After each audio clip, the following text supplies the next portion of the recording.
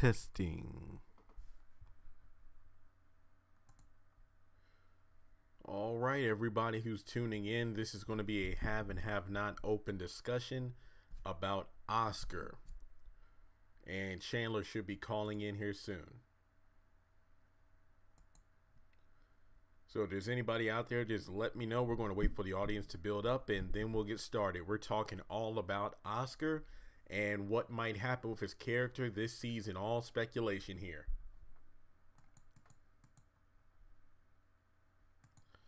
Hey, Nathaniel.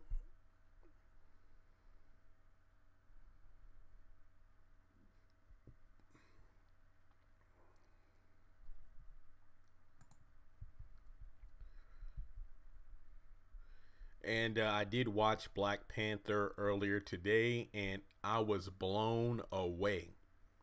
Black Panther was everything I want. I mean, let me just put it this way.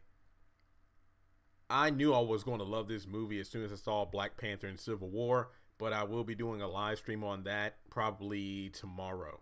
But Black Panther was awesome. Hey, Makila.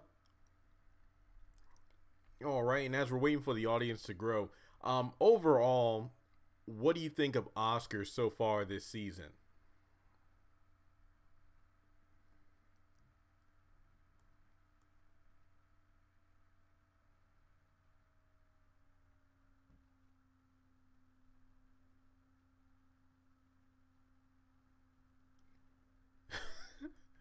All right.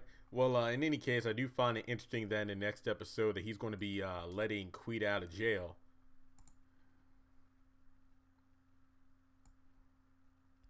All right. And hey, Connie.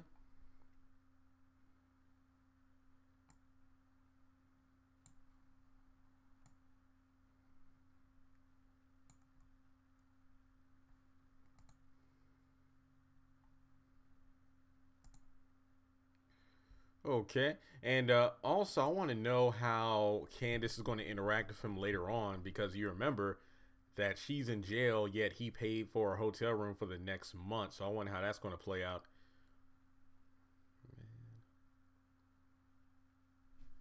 Okay. And overall, I'm just looking over the chats right now. If there's anybody out there, we're talking about Oscar and his plans for this upcoming season. So anybody watching, do you have any thoughts on Oscar at all? Because I have to say that Philip Boyd is probably one of the best people from the Haves and Have Not cast that I tweet with usually every week.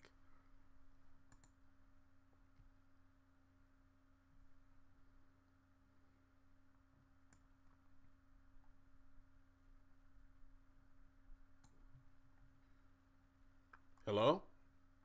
Hey, Jeremy, how's it going? Hey, all right, and yourself?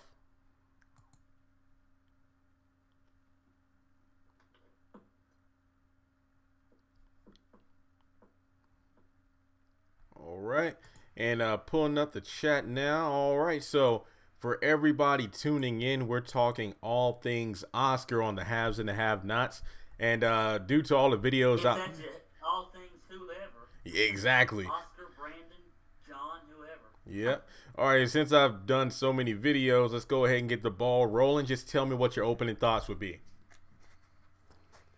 I just don't even know. I mean, who knows what's going to be next for Oscar this season? I mean, he's going to get Quita out of jail to help, apparently get Wyatt, and apparently he's finished with Candace. So maybe who knows? Maybe the only reason he's staying in the series now is just to help Jim with Wyatt. I feel like he's keeping Candace in his back pocket. That's why he bought the hotel room for the next month for her. It's kind of like, you know what, you're kind of damaged goods, but given the fact that Charles is still infatuated with you, you might have some use to me down the road. So I feel like Candace is his ace in the hole, but at the same time, she doesn't want anything to do with him. I think eventually he'll get to Candace. Yeah. It's not right now. He'll finish the whole Wyatt thing, and then he'll probably get to Candace and Charles. Yeah, because as you said before, I mean, there's no other reason for him to be in the show right now aside from the main thing being getting Wyatt's inheritance money and then giving it back to Jim. But I don't know if you saw the video from earlier today about episode 10, A Lover's Passion, where it talks about how Candace is still going to be enacting her plan to get her money back from the criers. And after seeing that, that just pissed me off. That just pissed me off. I'm just like, are you freaking serious right now? You know, you don't think she'll use Oscar for that, do you? Let me just put it this way. If Oscar closes the deal with Wyatt and gets paid for it, there's no reason for him to work against the criers. If he does, that will be him going to jail. Kind of like what Jim was setting up with David in terms of, hey, this Oscar guy, he's good, right? Well, I suppose, like, do you know? Because he's like, do you have any dirt on him? That way, if he fails, you can send him to jail. I would think Oscar wouldn't be dumb enough to do that. Yeah, and I would hate to see that because just like Mitch, Oscar is one of my favorite characters because whenever he's on the screen, I know something is about to go down. Oh, yeah. Like Quita, I'm excited for the reaction between him and Quita next week. Oh, definitely. It's just the fact that you have this annoying character from the background, but she's being brought to the light for a reason. It's like, you know, Erica being brought to the forefront, Mitch being brought to the forefront. All these cameo characters who have become secondary characters and eventually evolve into main characters all have something to bring to the plot. It's almost like, you know, playing a chessboard. You got some pawns you're bringing to the front, but then you have some queens, rooks, and knights you're bringing to from the back as well. I feel like Quita is definitely one of those individuals. Exactly. And Jeremy, I'm just going to be honest here. You know, do you remember back in season 3 when Oscar first came on there and, you know, he was with Candace and he was taking Candace all these places and he was doing things with her. And he took her to New York and he had her, pretended to give her all that money for her son. Do you remember all that? Oh, yeah. I always thought that something was up there. I knew that it was some kind of a ploy. It just seemed too good to be true, especially when they got on that plane and whatnot. I mean, it was amazing to watch, don't get me wrong, but it was almost like, you know... Because he was like a knight in shining armor. He was just like... Yeah, no pun intended, he was the White Knight. It was like... It was good because we finally saw Candace become vulnerable, open up to somebody about the truth. But then it made it even more worse when she fell from grace when Oscar turned out to not be who he said he was. But you felt bad, but at the same time, it's like, well, she's getting what she deserves, but also she's losing the money she told. I think in the season 3 finale, I still like Oscar, but he was so stupid. Oh yeah, I remember talking with him about that. I'm like, why? If the job was done, why would you go back? Because I even tweeted him or something. I think I did in a video or whatever, or a blog. I'm like, I don't know how many black women he's dealt with in the past, but when a black woman is on the phone with that much attitude, the last thing you want to do is go back to the house that soon. He's like, hey, turn the plane around. We're going back to Georgia. I'm like, what the fuck? Why? It's like. And on top of that, he ended up getting his ass beat by Quincy Maxwell. Well, to be fair, Quincy just threw him against the wall and hit him with one punch. It was funny, though, and then Oscar just scrambling out of the house. But again, it's just like, okay, 2 questions here. Number 1, why did he go back to the house? Number 2, why was he on a plane going back to New York when after getting beat up by Quincy, the first thing he did was go to David and give him the information about, okay, the job is done. It's like, I get the whole playing the act thing, but what he should have done after pretending to go to New York was just go to David's campaign office, give him the paperwork, and get out of town. Because I know that he filled up Candace's house with all them flowers saying about how much he missed her and whatnot. I'm like, but why? Why? I guess if he has a role to play, he plays it 110%. Definitely. And it's just like he even told David, it's like, man, this bitch was high maintenance, had to get first class and carriage rides and whatnot.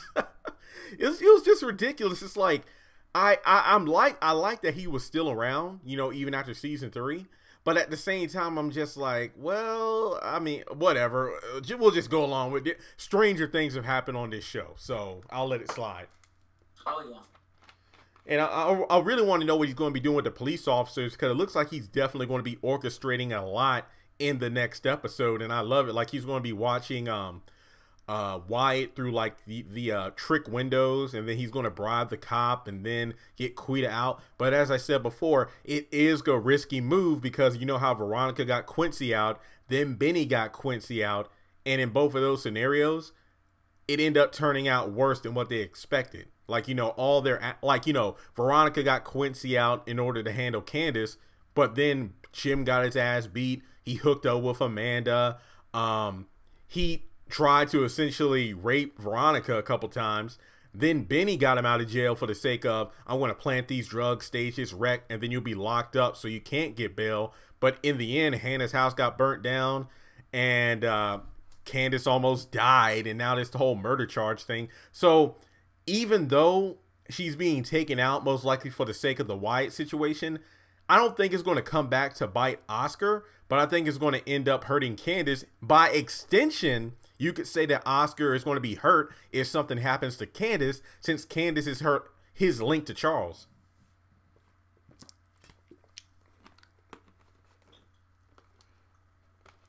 So what do you think is going to become of? Do you think Oscar's going to eventually end up dying?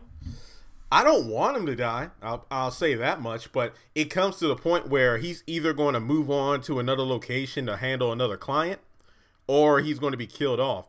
And the bigger question is, because we speculated the Malones, but I really want to see what happens in terms of who's the client that wants him to sabotage Charles.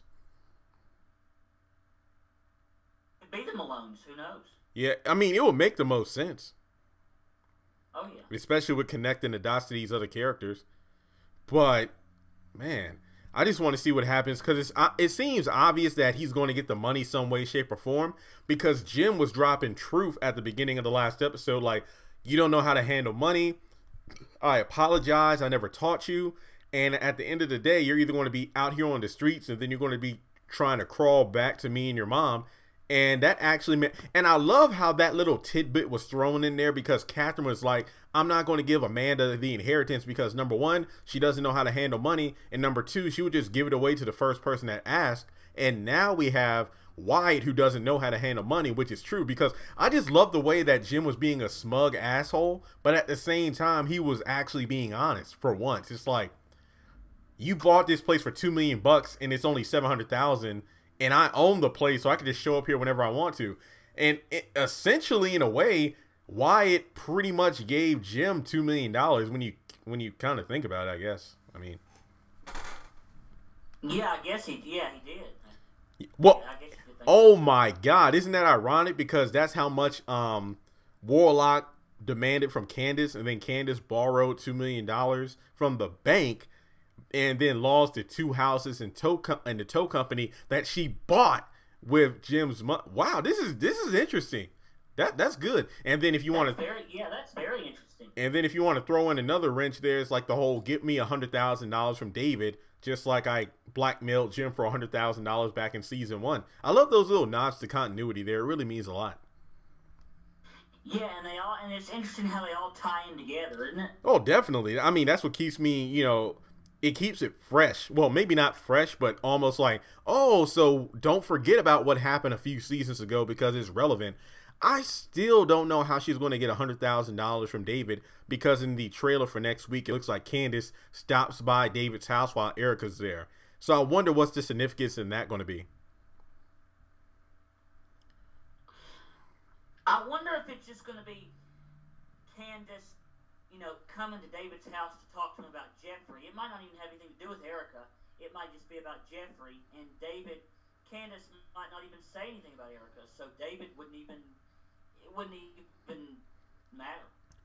Yeah, that's true. It's just like, I really don't see, I mean, again, it goes down to the whole, all right, now, Erica, I really don't see your significance in the story anymore, because David, it's just ridiculous how you think about David catching Veronica and Benny having sex, but he doesn't give a crap about Veronica. It's all about Jeffrey. And also the whole fact that, you know, he's trying to get in good with Mitch to get in with Mama Rose again. So he's probably not going to do anything to piss Benny off. It's just so interesting how these things are turning out. Yeah. But, oh, yeah, just real quick, though. I have to say, I think we talked about this before. Like, Hannah's Tea was a pretty good episode. I mean, I felt like the whole Wyatt and Jeffrey were probably the worst parts of the episode, but overall, Aaron Boy and Hannah's Tea were really good. I just hope that we only have episode 11, so that's looking around I think March 20th is when we're going on break after that last episode until June. I just hope that we have one heck of a season finale. I do too. And I just think that I don't know. This might be Justin's last season. Yeah, I mean, he's just making too many enemies that are too powerful. Like, he underestimates the fact that David and Jim are freaking judges. They could end his career in a heartbeat. But when David went ahead and tried to make it seem like he could plant the whole, you're a jealous and obsessed lover, and you planted the keys on Quincy's body, you were the first cop on the scene. I was just like, oh my God, that would be awesome. That would be awesome. Yeah, that would be, because when I saw that, I said, well, I know Benny planted those keys back in season 3. Mm-hmm. But, you know. Wait, what key? Well, back it up real quick. Back it up. Back. What keys were they? Were they the keys to Jeffrey's car? Right? They were the keys to Quincy's car. Okay, this is what confuses me here. Because do you remember when Jeffrey got in Quincy's car and took off? Because do you remember that the officers called Quita and they were asking why there would be well, back up. It was actually Quita's car. Yeah. That Quincy had. Mm-hmm. Quincy was driving Quita's car, and Jeffrey took off in it. Correct. And I'm thinking that Jeffrey lost his car keys on Quincy's body, and then Benny buried the body with Jeffrey's keys. Because I do remember that Candace was... Yeah, because I remember when Justin was at the front door because Pearl called him over, and then Candace was trying to stall, so she went to the front door like she just got out of the shower to try to seduce Justin so Jeffrey could, pretty much not puke, dig into Quincy's clothing, and get the keys. So that's what kind of threw me off. But yeah, now that it's been talked out, now it's like, okay, now I get what's going on here. And then you got the whole bracelet situation with Benny. I wonder how that's going to come into effect.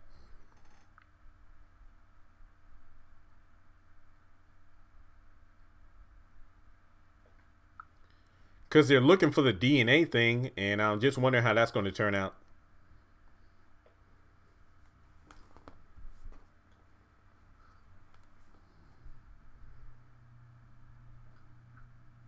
Hello?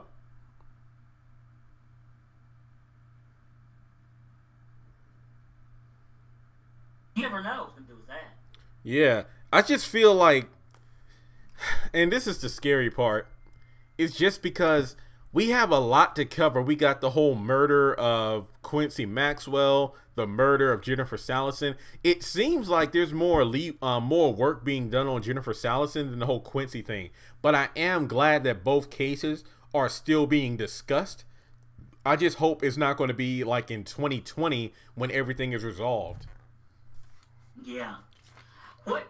Oh, by the way, did you ever know? I wanted to bring some to your attention. Did you ever notice that Warlock and Justin had the same last name?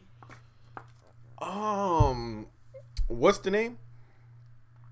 Lewis. Oh no. Let's see. Yeah. Warwick's full name. Warwick's real name. His name was Warwick Mincy Lewis. Mm-hmm. And Justin is Officer Justin Lewis. Let's see. Because, I'm wondering how that's going to be, wrapped into the story, if it will. But I will say this much. I do hope that at some point Warlock's death is mentioned, but it just felt like he was written off, and that was it. I just hate that because he was such a good character up until the point where he went batshit crazy on Candace. And also, just another... I know it. Oh, go ahead.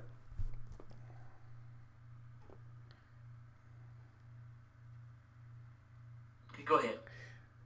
Yeah, I'm thinking how to work that in there. I mean, really, I feel like I would want Hannah to know more than anybody else, just because I know she would be sad over the entire scenario because that was like her son. Do you think she would care anymore? Because remember, he killed her grandson. So, do you think she would even care?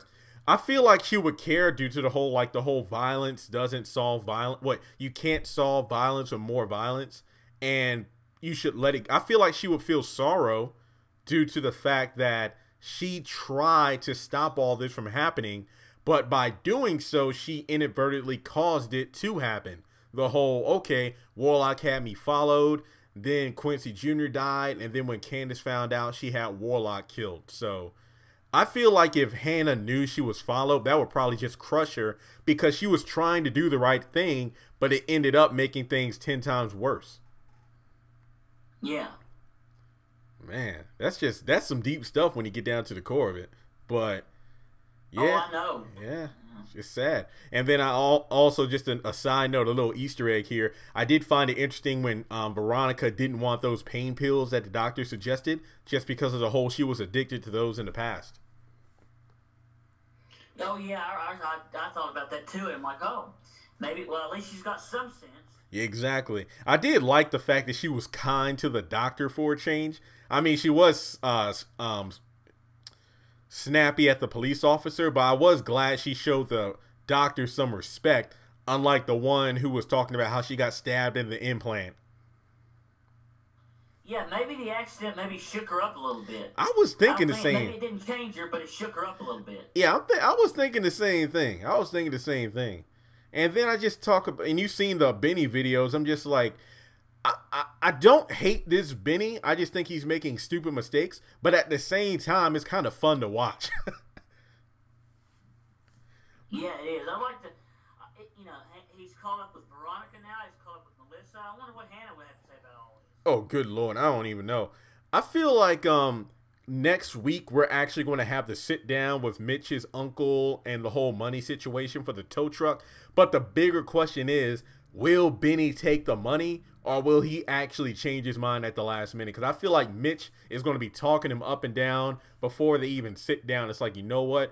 Just understand, you can get this money from Veronica and then be done with it, or take this money and then your life is on the line. Because I feel like his uncle or whoever's there dealing the money, because in the preview we see stacks of money marked with as 5,000s, like each little stack of money is $5,000. So what, 9 times 5 is 45. So probably 9 stacks of that. I feel like the Malone guy is going to be like on the internet. It's like, here are the terms and conditions. Read over them before you click I agree. And then I feel like Benny hopefully will change his mind, but something tells me he won't. I just hope he does, though, because what I'm thinking is Mitch and Benny are going to meet up with the Malones during the first part of the episode, and then towards the end, he's probably going to go back to Veronica's house.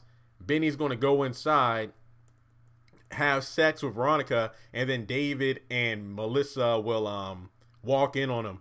My bigger question is, given the fact that we know, or it seems at least, that Mitch is still going to be driving Benny around, will Mitch be out in the front yard in his car while, Benny is inside getting it on Veronica, and then David shows up? Will those two talk? Because remember, David and Jim are trying to get back in with Mama Rose, so it would make sense for David to have some sort of conversation with him. I mean, I would hope so, at least. I would too, and it'll be interesting to see whether or not Mama Rose is in the episode next week. Oh yeah, I mean, yeah, I think we talked about this a lot. Like, it will be interesting to see if Mama Rose is at the meeting where Benny gets the money, but I just hope that Benny doesn't take the money. It just seems like, I feel like Benny's even worse now than he was during the past couple of seasons after the coma, because he just wasn't himself. But he wasn't making as many dumb decisions. The biggest thing was just having the affair with Veronica. That's pretty much it. Other than that, he pretty much seemed to be the same guy, hard working, loved his family, doing what he could to get the Quincy Jr. out of his situation. But now it's just like he's taking whatever's being thrown at him. You don't think that since Mama Rose owes Candace a favor that they'll just say, forget about the whole thing, and the Malones might say, well, you're Candace's brother, maybe you don't have to pay us back as much. Oh yeah, I did that video during episode 1. Like, it wouldn't surprise me if Candace's favor is utilized for Benny. But also, it just seems like I get that Mitch said that, hey, you know what? If you get into this, I can't do anything to help you. You're on your own. But maybe if they pitch the idea of, hey, grandma, I'm trying to, go straight, right? But we lost a tow company. I'm trying to get a, tow with Benny. But that's my biggest concern. Is like, how does he expect one tow truck to actually work out? Because if I'm not mistaken, Mitch and Benny both lost their tow trucks when the bank foreclosed on it. If I'm correct on that. You think Mitch still has his truck? Because remember, he drove off in it. Maybe. I know that he wrecked. I think he was driving like a truck from the tow yard. Remember the guy that was foreclosing on the place? He went down to Benny's house, and then Mitch backed his truck into the car and got arrested. Yeah, that's right. That was John Leno was his name. John Leno. Yeah, and Mitch just backed it into his car and just went and drove off. Yeah, that's right. That wasn't his tow truck. Yeah. But I mean, let's say that Benny gets the money, he has a tow truck, and yeah, let's just say that Mitch has his. I don't think the two of them together can make $45,000 because remember back in season 1 where Benny first got his tow truck, he was barely getting any tows at all because he was an independent driver and you had these big tow companies out there. So I'm wondering, how do you figure you and Mitch with tow trucks can make that much money plus interest? It just doesn't make sense. And then live off the money as well. Because I know that he told Candace. You think he'll hire more people? Maybe. I mean, that was one big thing that I wish he would have done when he had the tow company, but he was too wrapped up in the whole Veronica thing to actually work, and Quincy Jr. to actually get the business going. I mean, because they would have been making bank. And I mean, dare I say, if Warlock went straight, if he was in the operation, I think they would have turned that place out. They all would have been making money then. Benny, Mitch, and Warlock. Yeah, just imagine how much money would be coming. Exactly. Warlock would still be alive, and they'd be living. Yeah, and the fact that he's business savvy. And then you have Mitch and Benny who can do like the hard work because they're used to it. It would just be the perfect operation. And that's why I feel like Warlock was being killed off was a waste because Candace wanted him to go straight. At the end of the day, she wanted him to go to a legitimate businessman. And it's almost like, look, just take your own advice and go straight with your law degree because you have the intellect to do so. There's just so many different characters who waste their potential.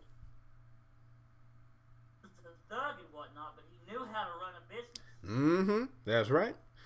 It's just a shame. And then Jim saw Candace and Warlock's potential and called them out for it. But hey, well, what can you do?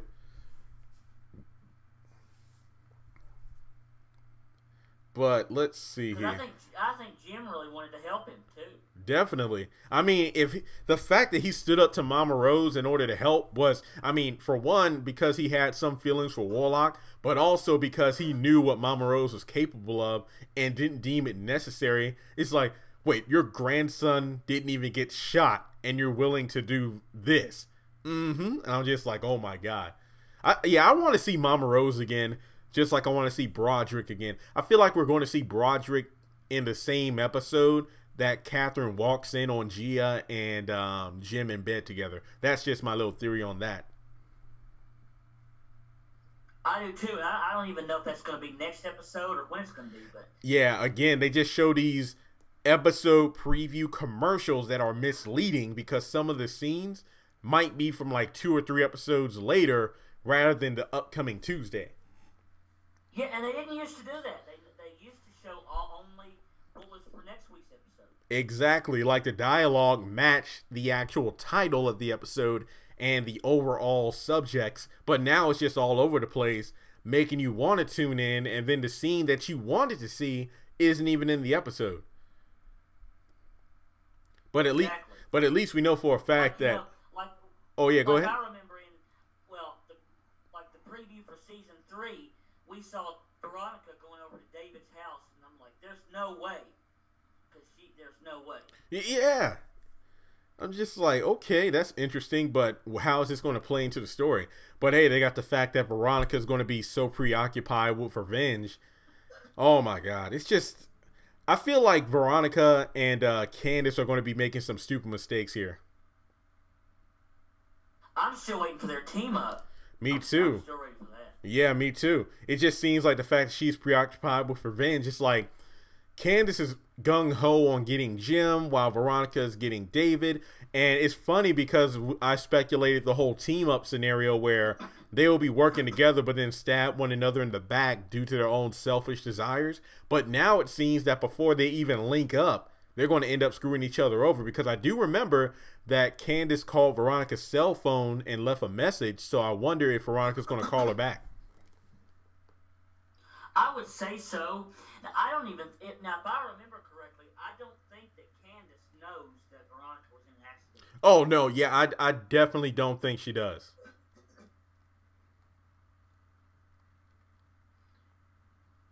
Now, speaking about, you were talking about Jim and David. I think we're going to have a Jim and David team up against Justin here pretty soon, too. I would love to see that. You know, Jim will come and probably talk to David. Well, you know, I had this officer and he was harassing my son and his name was such and such, and David's going to be like, oh, are you serious? The same man, the same officer was harassing my son, so we need to do something about that. Yeah, Jim doesn't know Justin's name, but he knows his badge number, I believe. He's like, what's your name? Go to hell. It's like when he asked Quincy, what's your name? Quincy, what? Quincy, bitch? Okay, Quincy, bitch. Well, yeah, see, his badge number is 284. Yeah. It's kind of funny. I do remember that Veronica made it a point to get his badge number when she was filming him and Justin. That was hilarious how she just bust up in the room with the phone taking the video. Man, classic. I'm interested to see what his wife has to say about all this. Again, it's just like his wife, his mom. Where are they? I want to see. And she has a different last name because the DA said Judge Bosch, I think it was, or something like that. Mm-hmm. That's right. Interesting how she kept her last name. See, there's another whole thing about. Yeah, and I still feel that marriage was like arranged or something, because I feel like his mom definitely pushed him into it. And isn't she a lot older than he is? It looks like it to me, because she doesn't look like 50 or anything, but she definitely looks like she's probably in her late 30s or early 40s. She just looks like she's middle aged. I would say Maggie Day's age. Yeah, I would agree with that.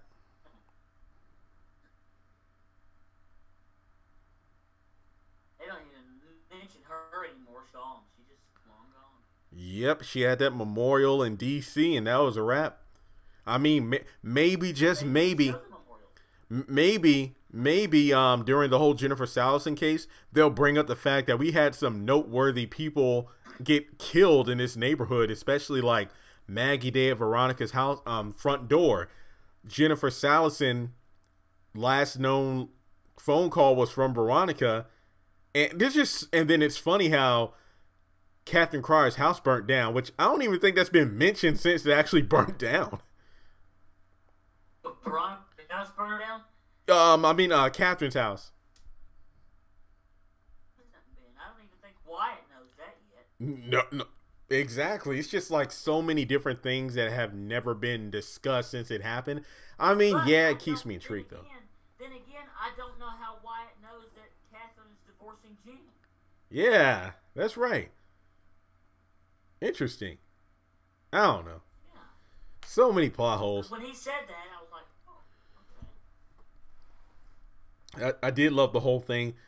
Do you love Jeffrey? It's like, look, he's a handsome young man. He's gay. It doesn't matter. It's kind of funny how Wyatt isn't gay, at least to me he isn't, yet Jim is okay with the fact if he was, yet Veronica wouldn't accept that from Jeffrey. It's kind of funny how that works. I don't think he's gay. I think, and another thing, he's just there by himself. They haven't mentioned Anna or anything.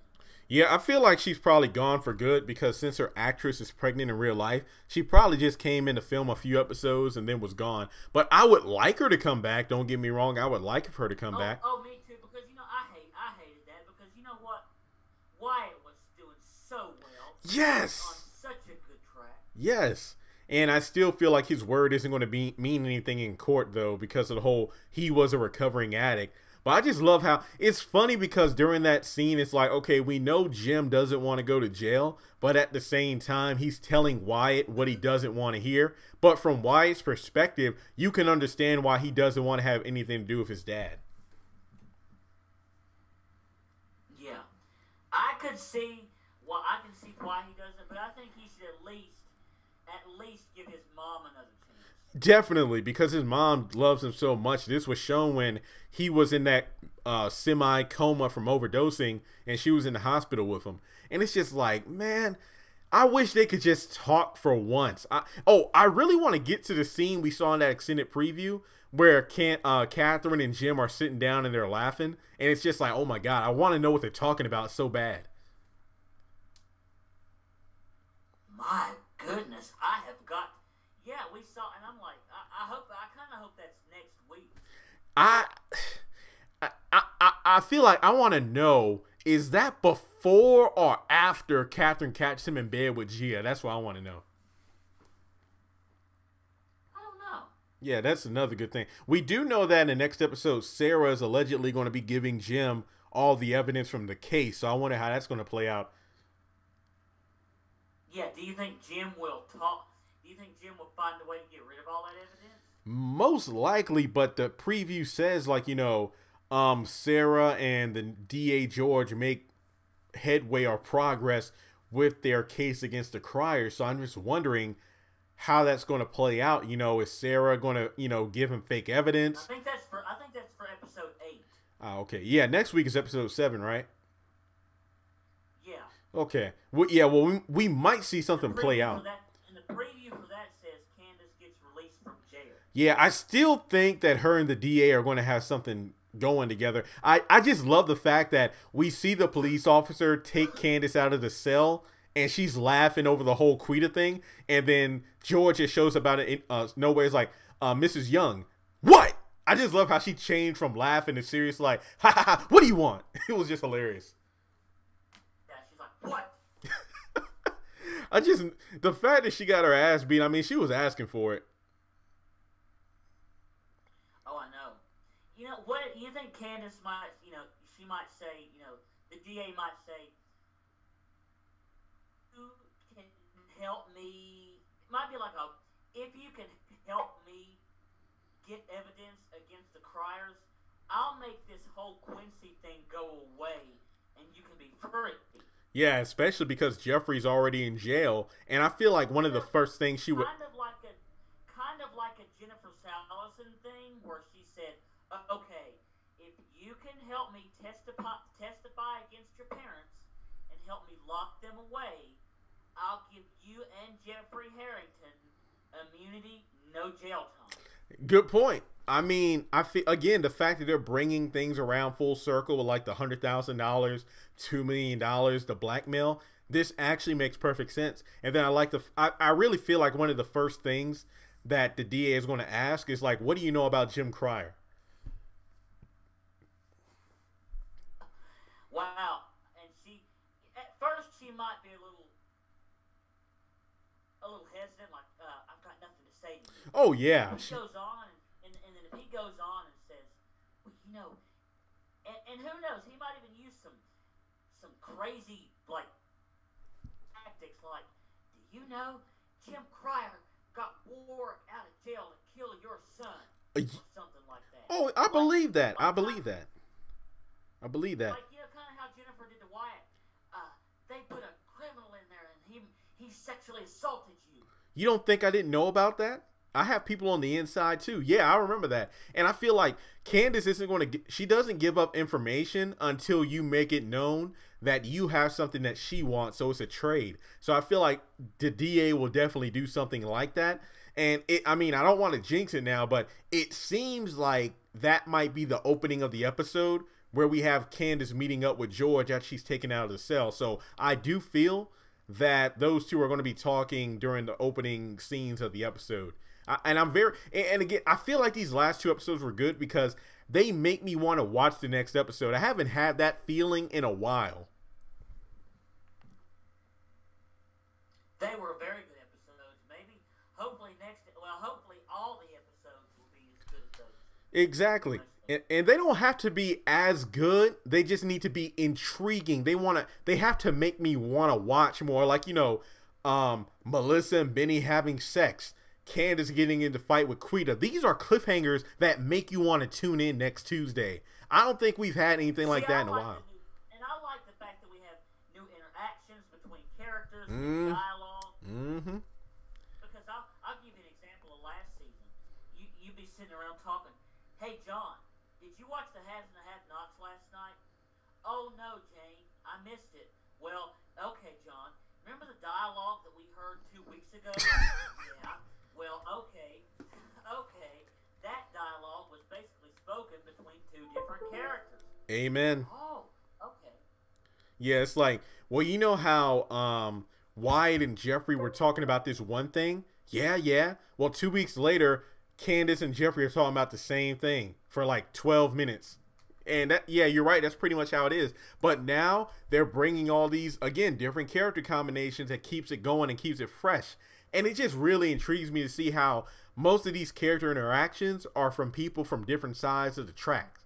And it just makes it even more interesting because Oscar, I want to watch the episode because you really need to pay attention to what he does because he might not be in like the next 2 episodes, but the stuff he does now is going to pay off later.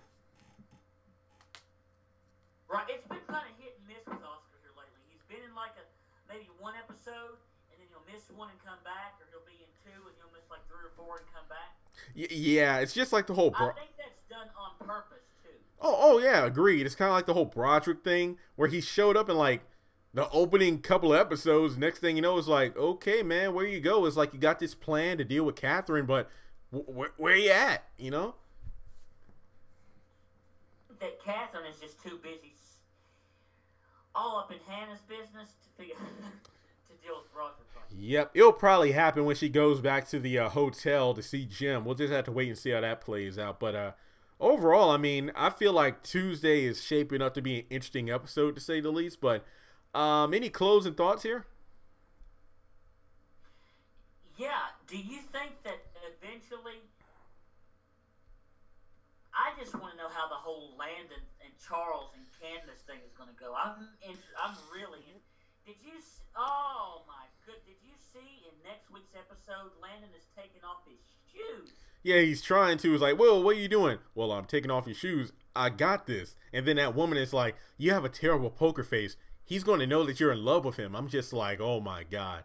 It's almost like, I don't even know. I was thinking, I don't know why, but I was thinking way back to season 1 when Hannah was helping Catherine switch from her heels to like her boots so she can walk in the garden, and Celine is like, "Look at you, like her little slave." And it's like, that was low down, Celine. You remember?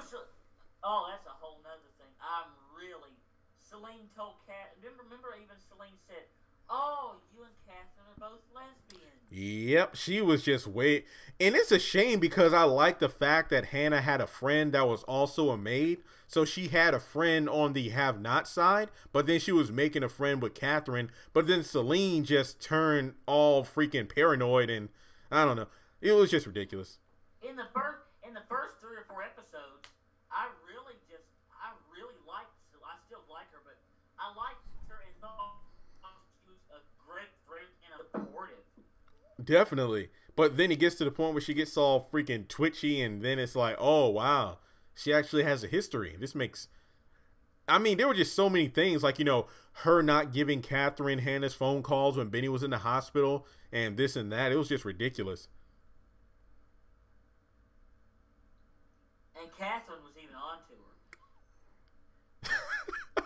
her. Yep.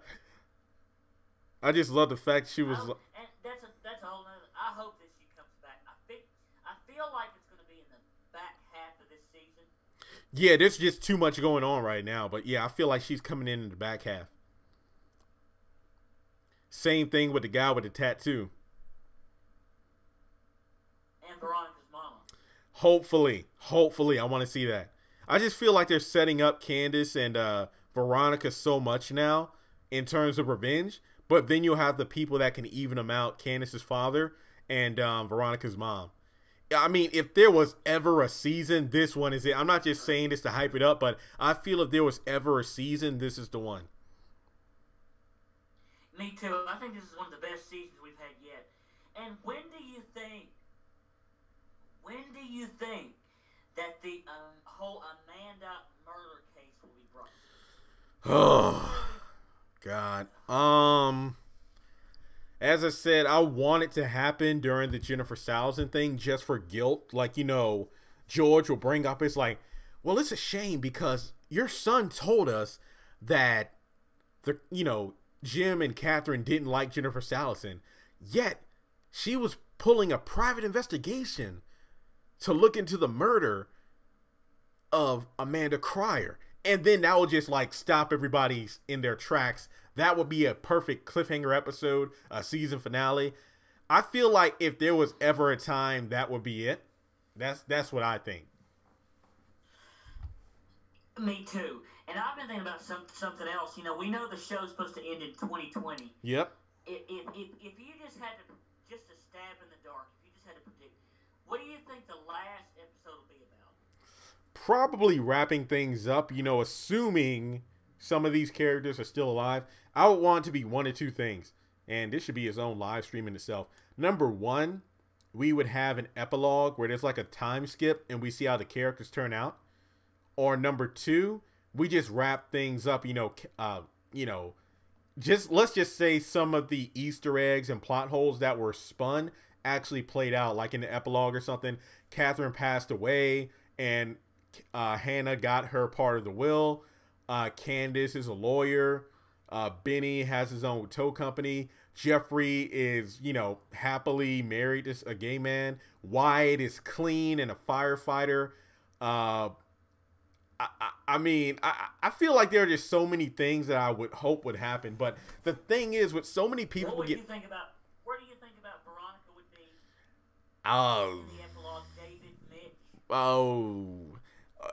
That goes back to what I was about to say, that so many people get either forgotten or killed off that it's hard to write an epilogue, because it's like half the characters who I make these grandiose theories about will probably not even make it to like 2019, let alone 2020. But Veronica, if there was anything I would want for Veronica, it would just be acceptance, like her accepting her son for who he is. That would probably be the one thing I want. Maybe David and Veronica could be happily married. I would like that if she turned herself around. Like, she becomes the person that he married. I would not be against that. And I dare say I wouldn't mind seeing the same thing for Jim and Catherine. I mean, I feel like that's too much of a happy ending, but I don't know. You never know, do you? I mean, I feel like Broderick might actually bring them closer together. Especially because what this prostitution ring or whatever, when Broderick does all this and Catherine finds out about it, it might push her right into Jim's arms. I feel like Jim is going to be the one to sabotage it. Like, he'll be the one to see things for what they are before Catherine. Like, Catherine will just be doing it to live it up in Jim's face. But, I mean, Jim will probably be an asshole about it. It's like, Catherine, are you being serious? This young man here, do you really think he's into you and he doesn't want your money? He'll just be an asshole about it, but he'll be right. But then Catherine will push him away, and it will be almost too late before either Catherine realizes the truth or Jim reveals it to her. I feel like one of those things will happen. I think, and I dare say, in some sick, twisted kind of way, even Jim, it's funny because even though that Catherine is living it up just to make jealous, I think in some sick, twisted kind of way, she feels guilty about it at the same time and likes it. Yeah, I agree. You could just tell how she's not fully confident in what she tries to give off, this aloof nature of, I don't give a damn anymore and this and that. But part of it, you can just tell part of it is an act. And you can just kind of feel that when she was talking with Hannah about the history of the house, and these stairs are the ones I walked down when I got married, and it's like, oh, ooh. Yeah, but then she tried to turn around and say, "Oh yeah, but I've still got the good memories." Yeah. Whatever, Catherine. We hear you. Whatever. Exactly. Man, but I'd say the epilogue would be one hell of a story. There's just so many things they can wrap up in a nice big bow. But when you think back to like the Tyler Perry plays, a lot of things might seem predictable, but for the most part, they do a good job of like wrapping up the story. Like they'll do like a little time skip for like several months, and it's like, oh, so-and-so cheated. Now they're in an unhappy marriage, or they have AIDS or whatever. Now the other person is, you know, happily successful in a marriage, things like that. But I do feel like if there were a finale, I would be heartbroken, because that means the show is really gone for good and it can't come back if they truly wrap things up. But on the other hand, if we, I'll tell you this: if we as fans play our cards right,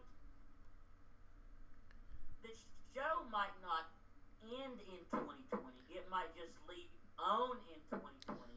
And we'll have it on another network. Agreed. I could think of so many TV shows, cartoon and live action, that were canceled due to the channel dumping the show, and it got picked up again for another series. The Game, for example. Yeah, perfect example. CW picked it, well, excuse me, BET picked it up after season 3, and they did a time skip after Melanie and Derwin got married. And yeah, it wasn't that good. I mean, I think I watched season 4 and 5, but after that I fell out of it after Derwin and Melanie left. I don't know if you've ever heard of the show Mama's Family. Yeah, I grew up on that. I mean, I was born in 91, but I used to love watching on TBS.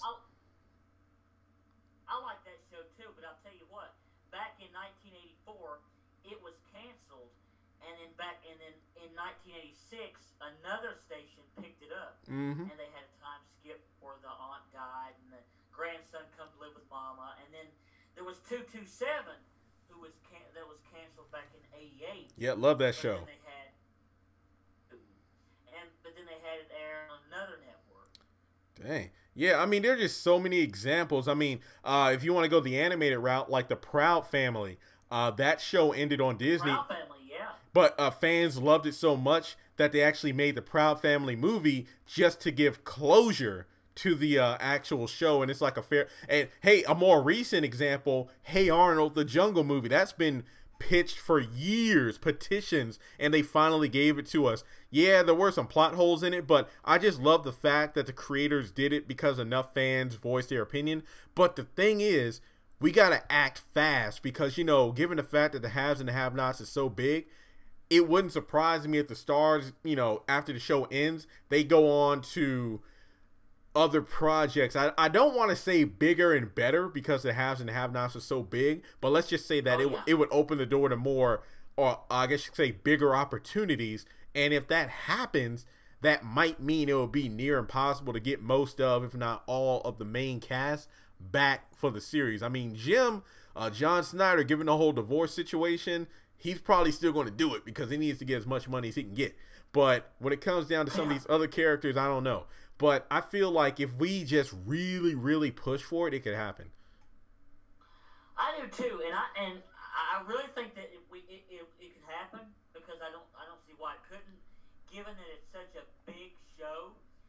And I think that based on a lot of the things I've seen on Facebook, a lot of things that even you posted, because I'm part of the Haves and the Have Not Facebook group, and things I've seen on Twitter from other cast members, that in interviews that I've seen, I think they really enjoy it. I think they really enjoy being with each other and really enjoy filming the shows. Oh, same thing with If Loving You Is Wrong, The Pains.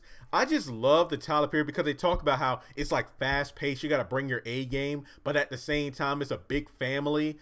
Tyler Perry is a joy to work with because you get to improvise, and if you feel like there's a way you can like make your character better or express some dialogue more, he'll like hear it out and then put it into the script. And I just love that aspect of it. It just feels like it's one big happy family, and you can watch the cast interviews. You can look on social media and see like one person's going to support this other person. Like, I remember when, like, after Amanda was killed off the show, I think John Snyder and somebody else showed up to one of her dance performances or whatnot. I'm just like, I love that about these people. Not the characters, but the people. The people themselves. Yeah. And I think, I can't remember, if I'm not mistaken, maybe Renee Lawless or John Schneider said one, even in the most serious scenes, they could be laughing their heads off. Oh, yeah. I think one of my favorite ones was, dang, what was it? Well, I think it was on the Tyler Perry show, like during season 2 after the episode aired, where it was the cast members talking with Tyler Perry on stage, and he said something about, Tyler was like, John, put the knife down, when he was arguing with Catherine. It was kind of funny. I wish they would have had like a blooper reel or something like that, or deleted scenes. I would really love to see that kind of stuff. Go on DVD, we'll have that. Don't get me started. I feel like there should be 2 movements. The first one should be putting the show on DVD. The second movement should be making a have and a have not movie like a prequel, and then the third thing would be keeping the show going. That's how I would want to. I am so. I mean, I even looked online. Have you? And I don't see anywhere still to this day that we have the episodes on DVD. Legally, there are some out there, but they're ripped. I don't want that. I want legit. I want interviews, deleted scenes. I want everything. But I feel like, if I'm not mistaken, I think I was even looking through the comments one time on the channel, and somebody had said, for haves and have not DVDs, go to such and such website. I saw comments on some of the Facebook posts in the groups. I seen that. I don't know if it was in my group. I think I'm in like 6 groups altogether, including my own. But I've seen it where they have like, if loving you is wrong, love thy neighbor. I don't want that. I want the legit, unwrap the paper from Walmart, open the case, DVDs. That's what I want. I would even do an unboxing video on YouTube, like a live stream. It's like, look, hey guys, I went to Walmart, or I ordered off Amazon Prime. I'm opening it. Look at this. Look at this. I would be proud to own that. No pun intended. Oh man, I wouldn't know what to say. I'd be saying, well, congratulations, Jeremy. I'd be in the chat all just like, I'm so happy, and I've done the same thing. And yeah. I really. Why is it? Do you think there's a reason why they don't? Is because they don't. Is there a reason why they don't put them on DVD? Maybe it has to do with the own contract, that maybe it won't be released until after the show is over, when Tyler Perry leaves. That's because you look at Greenleaf, that's on DVD, that's on Netflix.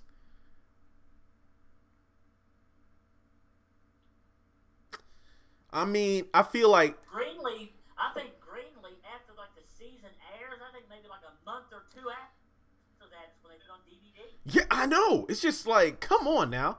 And I feel like the haves and the have-nots should be on DVD, because you need to watch these episodes to. I mean, true, you can fall into like season 4, season 5, but unless you know the history of these characters, you're going to be lost for the most part. Like, you know, when Benny talked about Jeffrey. I would hate.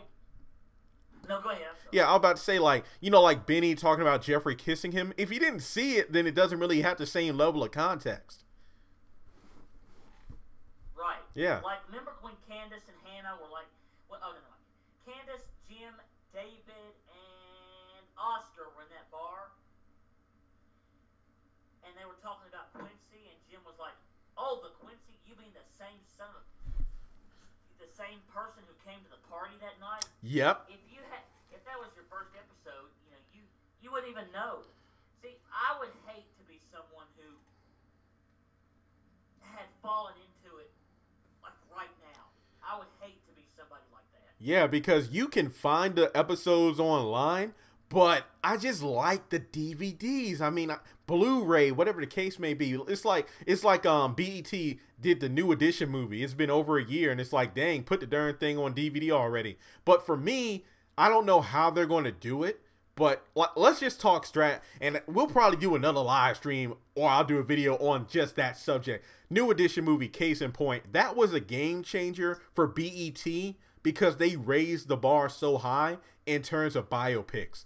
Now, that made New Edition even hotter than ever. You know, BBD came out with a new album. Johnny Gill, Ralph Tresvant, Bobby Brown, they're all supposed to be having solo albums coming out as well as a New Edition album, as well as a tour coming up this year. Now, it would be perfect marketing.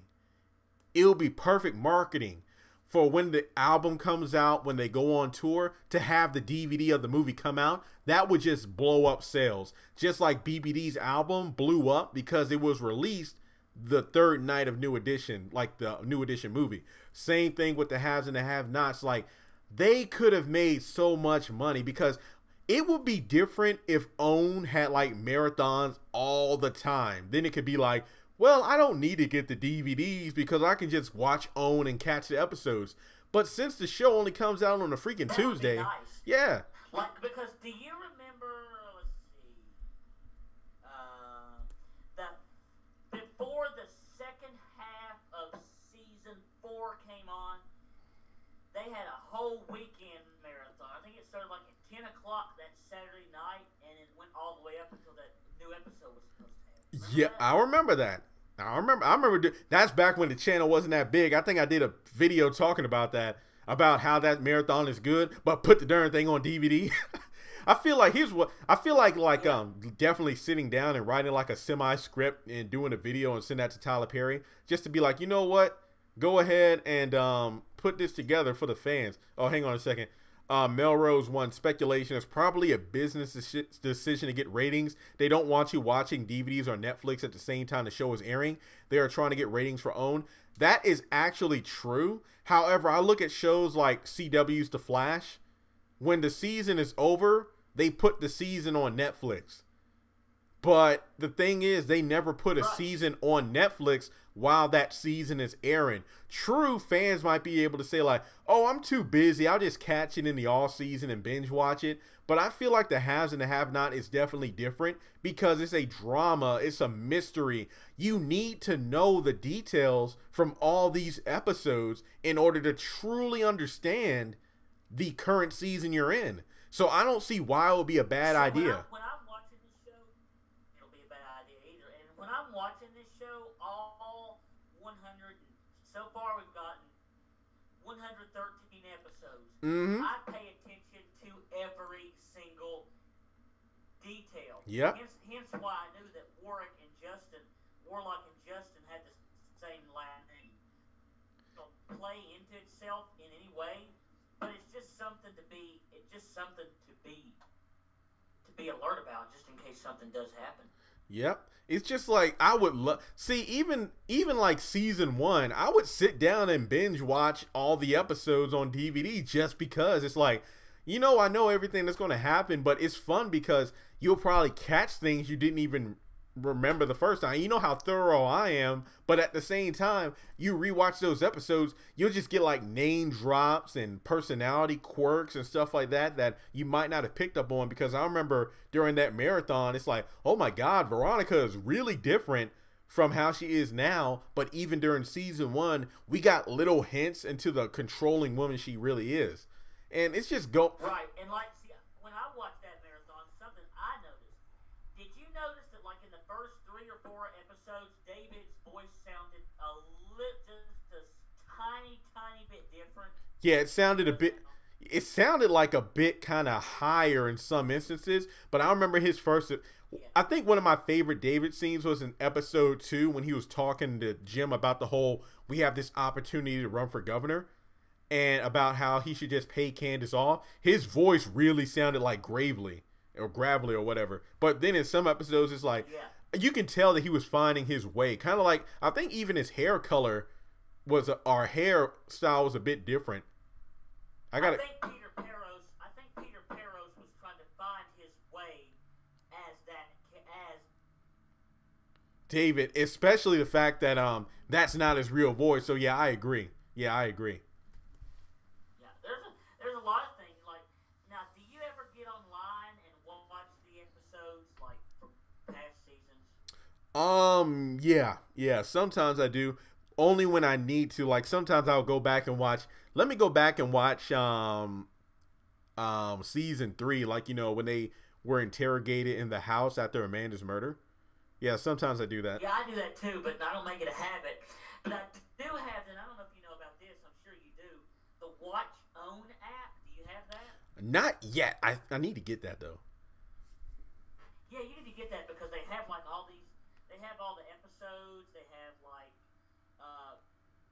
views from the cast, they have clips, they have like episodes, they have all of that. So like on the Watch Own app, I can go back right now and I could watch Surname back from last season. They have that all the way up into this point. Ooh, nice. Nice. I just feel like So you should. yeah, I feel like when I get my tax return, there are a lot of things going to be doing, like updating the domain on my blog, getting the Watch Own app. There's just so many things I'm going to be doing once I take care of bills. But yeah, and I feel like during the off season, I'm definitely going to try to put together like a video about a have and a have not movie and whatnot. Because if the video blows up, yeah, I mean, that's good for the channel. But at the same time, it just shows Tyler Perry that as fans, we really, really love this show and we want to keep it going. Exactly. You know what you should do? You should do like a video. Like you should sit, if you ever have time, I would love, this is what I would like to see. I would like to see you sit down and write a whole script. Write a whole script of what the movie should be, and then do a live stream or a video on that. Oh, that's definitely going to be my next project. Like, I felt like I would do that as well as the whole If Loving You Is Wrong crossover, but I would rather do the movie script first. And it's just like, Tyler Perry, come on now. You got to give me a shout out on this one. It's like the video I did about Calvin and Nyla on the Paynes getting together.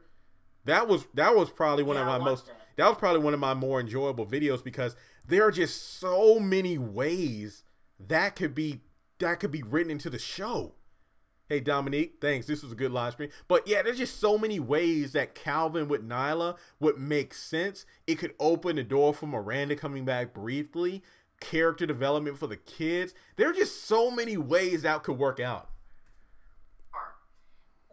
Especially with, you know, Calvin being the ladies' man that he is. Yeah, Nyla can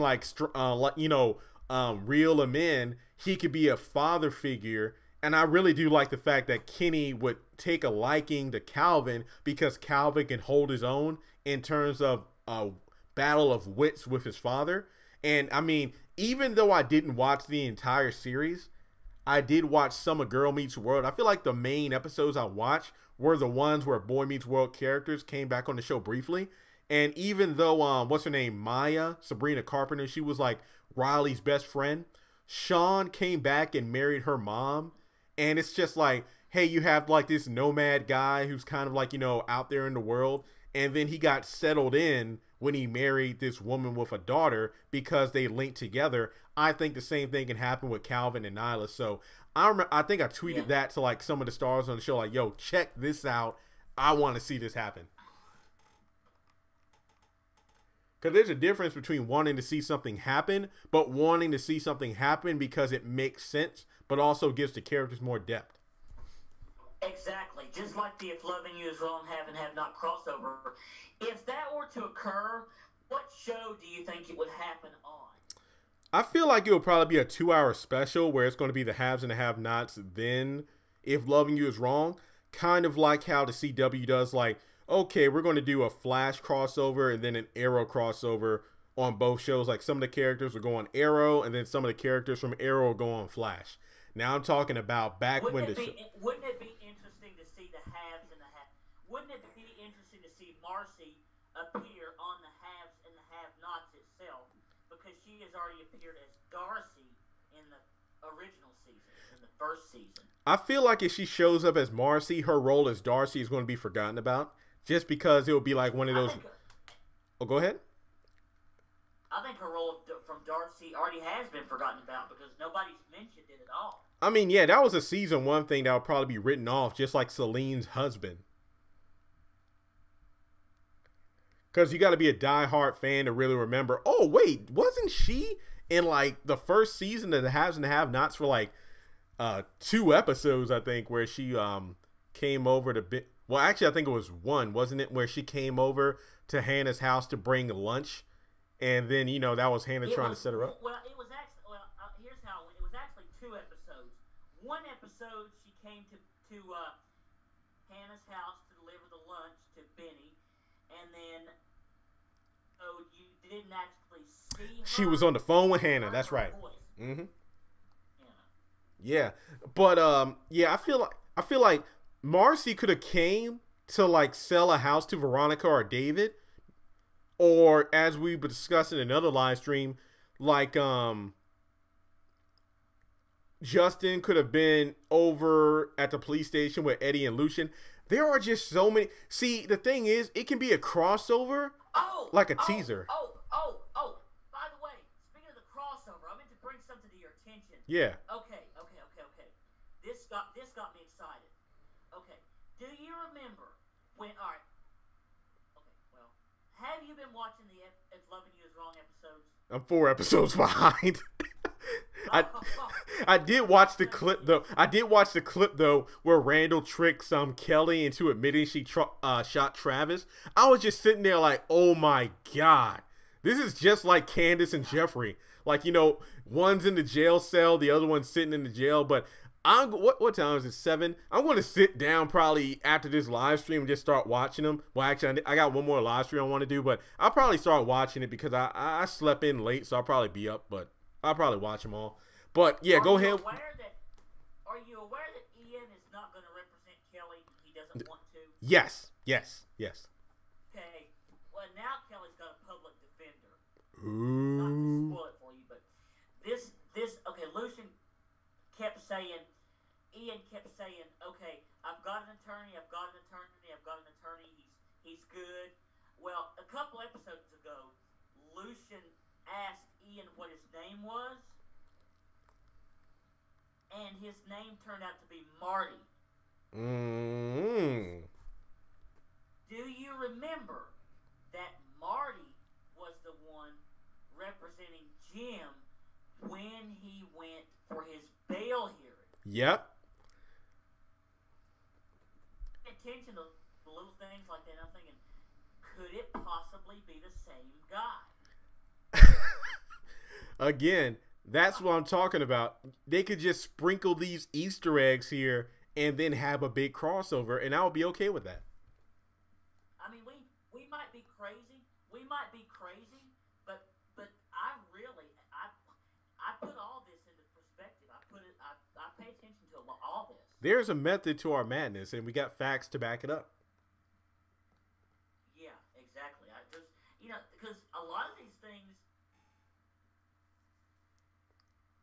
it wouldn't surprise me if it was the same guy. Yeah, I mean, because he's not a main character on the Haves and the Have-Nots, so I don't see why he couldn't travel to a different location to represent. And then you can look at the fact that, God, and then Randall is a psychiatrist, correct? He is. Like, imagine if he was the one that Hannah went to visit about her whole rape experience, or Jeffrey went to visit for his anger issues.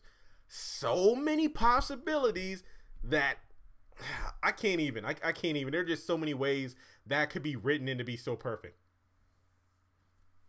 Yeah, or something else. Jim and David. What if? Well, that's that. There. Say that. And this is just a thing. Say that. Okay, Julie. Okay, do you remember? You remember Julius, right? Yeah. Say that his family was getting ready to be taken down or something like that. It'll be another Malone situation. It could be another Malone situation. Or, what if, now this is a stretch, what if Justin's wife is the judge?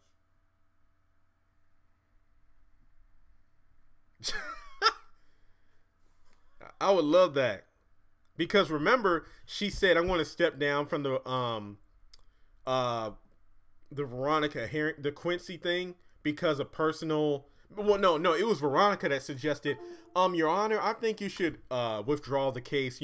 Withdraw yourself. I think you should recuse yourself from this case. Yeah, and then she goes on another case, and that's the one. I can see that happening.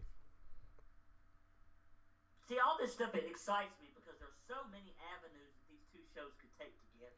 Yep, and it's like, Tyler, all you got to do is write it. That's it. That's all it takes. And that would kill with ratings. That would kill with ratings. Okay, did you watch the episode where Eddie said, and I'm just going on here, Eddie said, Brad, will you take care of Steven for me? I know some boys, Steven for me, if you just let him know it's for me. Not yet. I haven't. Okay, well that was like in last season. Eddie said, okay, do me a favor. There's some boys I know that will take care of Steven for me if you just ask them. Oh. Brad said no, he would. Wait, yeah, I do remember that. Yeah, you're right. What if they are the Malone boys? Oh, I could see that happening with Eddie's crazy ass. And then the Malones are just like they're so international, so to speak. I don't see why they wouldn't be in that show. This is something I'm really, now the more we talk about it, the more I hope it happens. I think I'm going to even tweet Tyler Perry as soon as we get off of this live stream and say, please do this. Yeah, and send a link, be like, yo, check it out, like skip to like 30 minutes in and just, because it's like we're throwing the ideas out there. All you got to do is pick them up. And look, this live stream is supposed to be about Oscar. Now look where we are. I know, right? Man. But there are just so many ways he could do this. It's just so, it will be, I mean, if he cancels both shows but then does a crossover, I'd be satisfied. Well, not fully, but I would be satisfied. Yeah, me too. Or maybe after the show ends in 2020, maybe we can have the crossover then on a new network. Yeah, I feel you. That'll be a great way to reintroduce the series. Like, the crossover starts, and then it's like, and now both shows are on this new network. So, again, it's about ratings, and people who don't watch one show will watch the other then. I could see, somebody, like, I could even see, like, Natalie, okay, Mitch and Benny are having their tow truck, and they've got all this, and then they've gone wherever they need to go. I could see them stopping by Burger Fast, the restaurant that Natalie works at. Yep. Maybe just to have a bite of lunch or something like that. God. It's like in a Flash and Arrow, the Big Belly Burger. Same thing. It's just a restaurant. Come on now. Golly. Exactly. Just them stopping by and, Natalie, serving them lunch or something like that. Boy, wouldn't that be just anything? Oh my God, Elijah says, what if Alex calls the Malones to finally have Randall killed? Dun dun dun. Exactly. I just feel like Natalie causes far more problems for her friends. Like, I think she was trying to talk Alex into taking care of Randall. And I'm like, well, remember when he gave that gun to Kelly? You saw how well that turned out, right? Right. Yeah. Oh, well. Okay. Well, yeah, I'll definitely feel like I'm going to work on that script at some point, because that's definitely some deep stuff. But was there anything else? Yeah, I really am back to, I just wanted to say, isn't it interesting what can happen in these live streams? Because this was supposed to be about just strictly Oscar, all things Oscar, and look where it got us. But again, it just talks about how crossovers, Easter eggs, and DVDs are so important, because all of these characters are intertwined. Like, you could start talking about one thing, but then it's like, well, remember back in season 3 when Oscar said this to Landon, and then Landon said that to Candace? Again, it all intertwines together. I would love to just talk with one of the cast members, man. I swear. Like, they don't have to give up spoilers, but it'll be like, Meet all of them. I would just like to be in a Q&A session. I feel like I'll be breaking their brains, because you remember, like, I think about all kinds of franchises out there, like, where fans of, like, Saved by the Bell will talk to Zach Morris in person, and he's like, he doesn't remember that, and it's like, hey, remember that episode where you and Tori kissed or whatever at the dance? It's like, no, I don't remember that. Because you think about how these actors and actresses have so many other projects that they don't think about, like, season 1 if they're in season 7, but we fans do, because we love the show and we dissect it. So my biggest fear would be, like, talking too fast and like, well, remember back in season 4 episode 12 when these two characters said this about this character in season 2 episode 5, but then it didn't pay off until season 4 episode 7 when that character dropped that Easter egg and it's like, oh my god, I will be that guy. I will be that guy. Oh, I would be too, and I you know, that's what I think about. Even when I watch the show, I think about you a lot, Jeremy. Actually, because when I watch the show, I think about you. I'm like, Jeremy's opinion of this is, or I wonder if Jeremy sees the same thing I see in these two characters. I wonder if Jeremy knows or sees the same thing I see in this dialogue. A rap. I think about you a lot when we're watching the show. A rap party would be awesome. Like, you know, well, not a rap party, but a season premiere watch party. Like, I know one time you had that in Georgia. I'm like, man, I can't get down there for that. I just want like an official invite where it's like diehard fans and cast members can come together, and it would just be amazing. Like, I would treasure that forever. It would be like, look, hey, you know what? Even if I don't work for the show, it's like I'll be networking. I'll be meeting the people who I love to see on screen. But if I saw Melissa or Alex or whatever, I'd lose. I'd be like, oh man, that ain't cool. And Erica, she's only like, hold on a minute. What? I like you, Jeremy, but I would fight you over Melissa. Man, you better get on that. I love Melissa. Well, Melissa likes chocolate, it seems. Well, I'm half black, half white, so we'll see. Well, she wants a full milk chocolate, not white chocolate. Cookies and cream, brother. Cookies and cream. All right, well, you just be that way then. Yeah, I will. Well, look. Well, I mean, well, then again, she was throwing herself at Mitch. Let me take that back. She was throwing herself at Mitch. So. Yeah. Dang. I mean, it was just crazy. I feel like this Melissa, I feel like Melissa is pulling a Catherine where she's like changing her personality.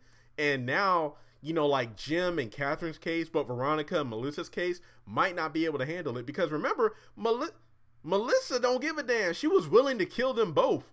So she doesn't give a crap anymore. Yeah. She doesn't care. Exactly.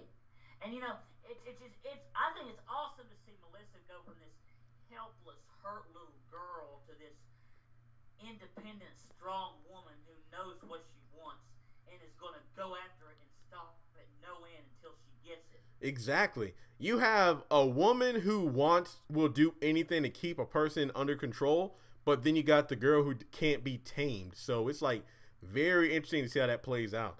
I just want to see David's reaction.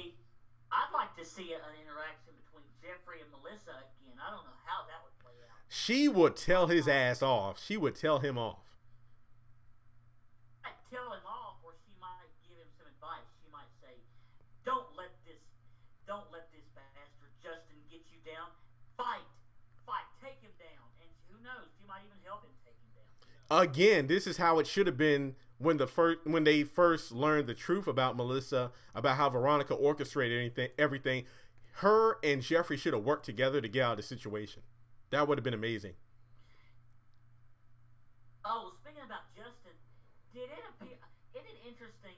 Apparently, Veronica does not know that Justin is the one who is ramming her. I knew it. I know. I thought she did.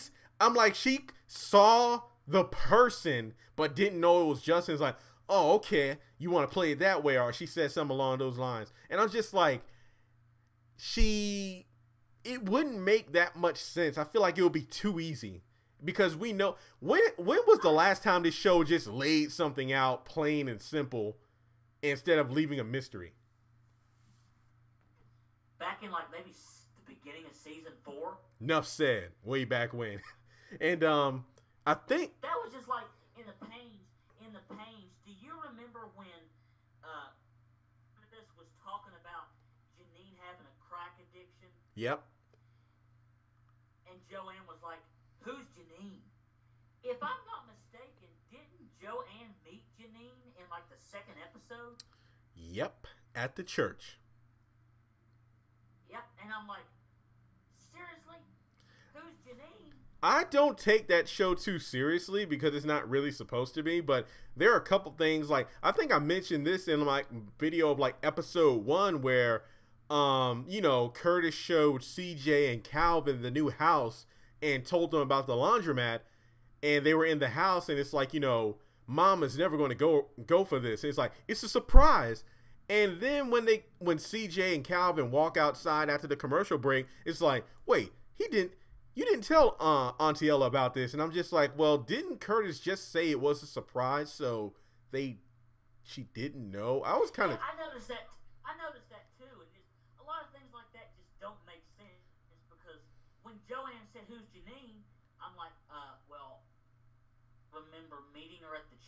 To be fair, she probably forgot because Jasmine kept interrupting every sentence, so she probably forgot her name. She remembers the fast-talking girl that wouldn't shut up, but she doesn't remember Janine. Oh, good point. Yeah. Now that's something I'm actually not looking forward to. I'm not looking forward to Jasmine coming back right there because nothing got done.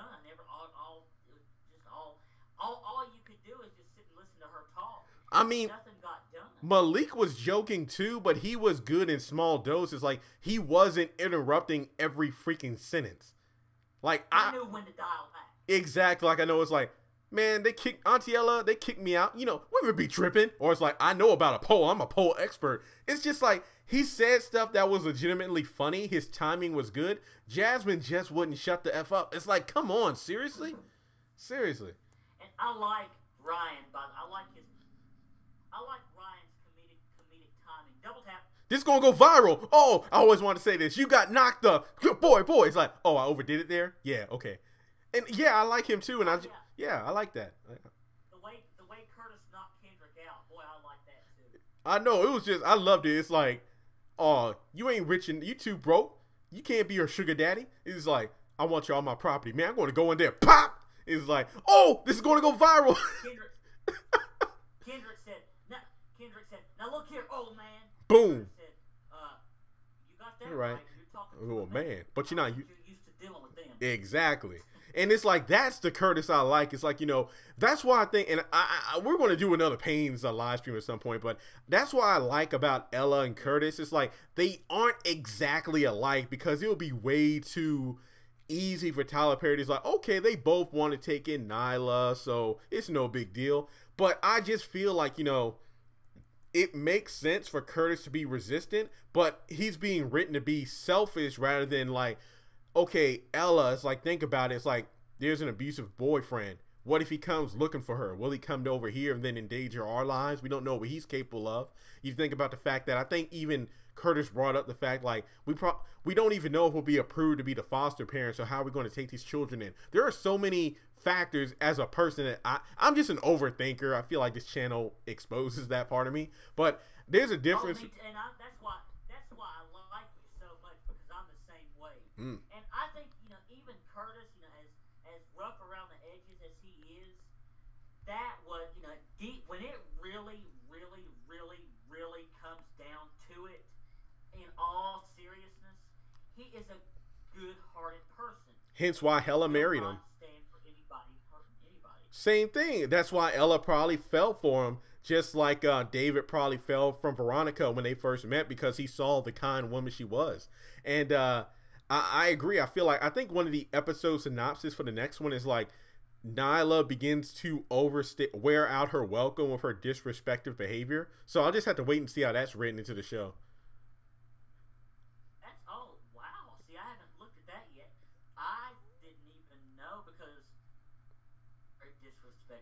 I know, right? I mean, you just look at everything they've done for her. I'm just like, the last thing you want to be is disrespectful to these people that took you into their home and taking in your kids. So we'll just have to wait and see. Micah beating up your abusive boyfriend for you, and he didn't even use a pan of hot grits like Medea's family reunion. No, he just used his fist. Bop. That was it. No, and it's like he didn't even have to. He didn't even have to double tap. He tapped it once. That's it. Bop. That's it. And that's just why I like. I think that, you know, last episode, I think that was the best character, the most serious Curtis we've seen in a long time. Yep. Oh, first of all, hey Elizabeth, I see your tweet, but message. Elijah says, and I thought about this too. It's so weird how cancer is always mentioned in the haves and the have-nots. You got Derek's wife, you had Hannah that had breast cancer, you had Catherine that had breast cancer, and then if you flip the script, all the young ladies like tend to go to law school. Like Melissa told Jeffrey when they first met at that dinner that, oh, I'm studying to be a lawyer. And then Candace was studying to be a lawyer. Amanda was being forced to study to be a lawyer. It seems a bit repetitive, but... Do you think that... Oh, I'm sorry. Go ahead. No. I was done. Go ahead. Do you think that Melissa was studying to be a lawyer, or do you think that was just a phony, just a facade for Jeffrey's sake? First of all, when Veronica set her up? how would they afford to send her to law school? Their business was going bankrupt and her father needed cancer medication. I feel like it's possible. That she was studying to be a lawyer, or Veronica was going to set it up so she would be a lawyer due to the fact that she wanted to mold the perfect family.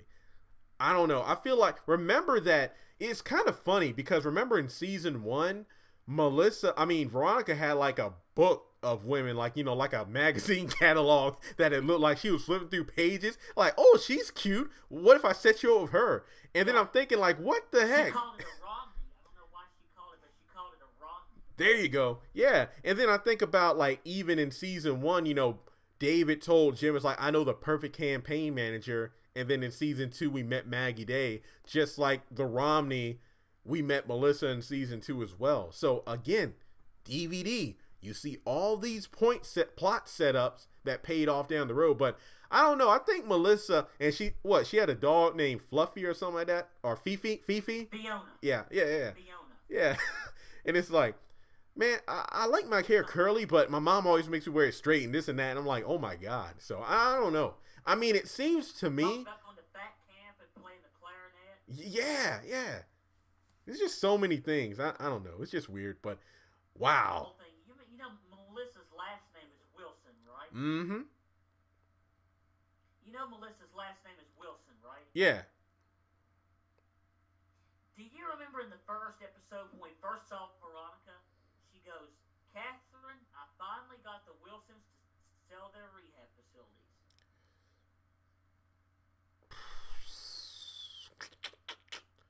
Well, trying to think how that would play out.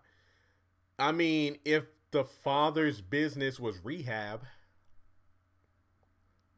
but I don't know what the father's business was, but we knew he owned a business. Exactly, and it was going bank. He didn't own anymore. Yeah, but so when she says, when we go back to the first episode, and Catherine and Veronica says, Catherine, the Wilsons have finally sold their facility. His name is Wilson.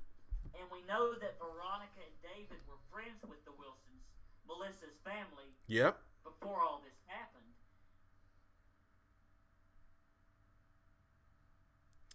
I mean, again, it just brings things full circle. I definitely say that much. But my gosh. Speaking of full circle, that's what I like about this new DA. A lot of the things that Jennifer Salison has done with other people, he's doing it with different characters. Yep.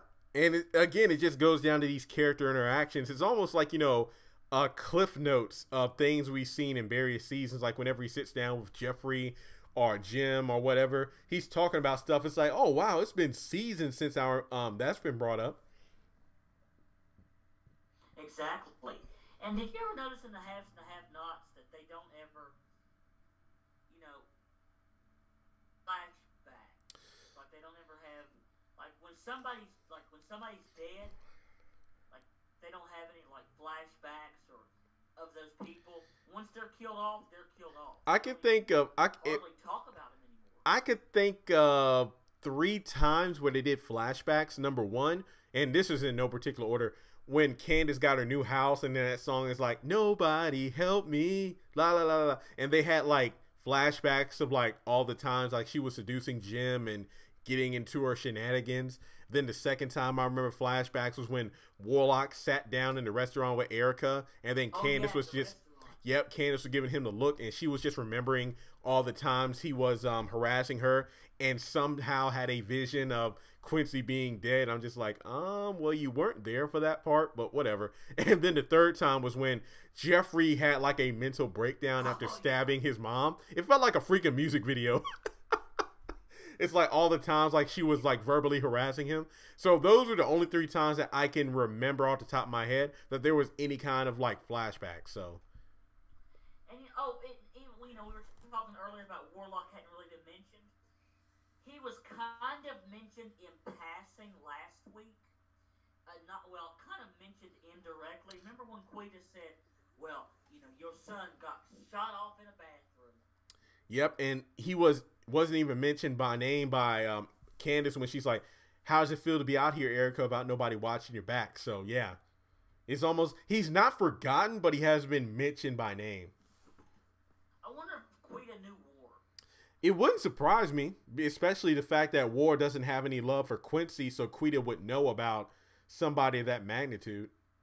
Because given the fact that they both had their... Oh, yeah, go ahead. I just don't even know what... Like, it's surprising. You know how, Candace said that Quincy beat her and did all this to her? Yeah. It surprised me that War didn't pop Quincy off long before this. Mm-hmm. I mean... I think about the fact that Warlock and Quincy both had their own drug operation, so I'm pretty sure they were aware of each other just to make sure neither one got into the other one's territory. Oh, no, Quincy and War, do you not remember the conversation that Quincy and War had? Oh, I'm sorry, I meant Quita. Because, yeah, I remember when Quincy got out, he was walking around, and then that's when Warlock and all his men had the guns pointed at him. He's like, oh, she ain't messing around with you. She got somebody, a lawyer, with a judge with some deep pockets. That was Warlock's first scene, by the way. Wasn't it second? Oh, no, you're right. Because second one was when Candace came over there. Yeah, because that's when he's like, Quincy's out and he's looking for you. So, yeah, you're right. It's just like, that's the Warlock I love before he went all crazy. And you can tell when a character's about to die when they do some dumbass shit that's out of their character. Yeah, exactly. God. He was in, Warlock was only in 30 episodes total. Counted him, went back and looked at him. He started in season 2, episode 16. That's when we first saw him. But he was only in 30 episodes, but he had such a big impact on the show. And for him to just get killed off like that and really just not mentioned again. One could argue he got killed off because he got married recently, but he was on a couple other shows like CSI Miami as a drug lord. But it's just like, bro, you brought so much to the show. It's a shame that you just got killed off like that. I mean, they could have wrote it so he didn't get killed off, but he went away for a while and then could have came back. It's like, gosh, he was so much untapped potential. Like, I kind of, who knows? I didn't know. Like, how Warlock was, he was shot in a restaurant. I kind of thought at one point, I said, you know what? What if he was shot, but he was like Quincy and he came back from the dead, so to speak. Yeah, I agree. But it looks like the Malones cleaned up the restaurant pretty thoroughly, and then that was the end of that. But I agree. It's just a darn shame that he just got killed off, and that was it. So much untapped potential. Like, he didn't even... Have you noticed in this, they just had noticed that he was just laying there. So knowing them, they might have had the body out in the field somewhere, or who knows what they've done. Just like Mitch told Benny, is like, you know what? They might kill you and throw you out in the field somewhere, like break your knees and then end your life. And next thing you know, you're in the field. Man. Again, just so many things they could have done with that. So many Warlock things. just got married recently. And did you know that he appeared in 2 episodes of The House of Pain? Did not know that. Wait, was it in regards to Janine or just something else? Oh, whoa, completely different. Oh, wow. Do you remember that, and I could see where you would assume in regards to Janine, but no. Do you know that Malik was in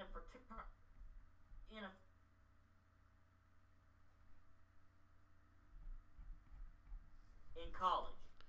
No. See, that's the thing. I didn't watch a lot of the later seasons because TBS kept changing the time slot. The schedule changed and you had to go to school and all that. Yeah, it was just impossible for me to catch up. Like, I know there was a chunk of episodes I missed, like probably a couple seasons. Go back and watch it because it was like in it was in the last season sometime. Malik was in a fraternity and he was the leader of that fraternity. Brother Drew was his name. Dang. And yeah, he was in 2 episodes. That's crazy. But again, it just shows Tyler Perry recycling characters, but it works, and I love that about most of his movies and whatnot. That Keenan in House of Pain was the detective on the Haves and the Have-Nots for 5 episodes. Yeah, yeah, that's right, because he was at the fire Hannah, station. Yeah, I remember Hannah. She was in 5 episodes of House of Pain. Yeah, I remember that. Man, cause she was the nanny, Miss Wilhelmina. Man, just so many good times on those shows. But that's why I feel like the Paynes could benefit from that maybe at the back half of this season or in season 2. Let this new cast establish themselves and then bring in old characters from cameos like Medea, Hattie, Floyd.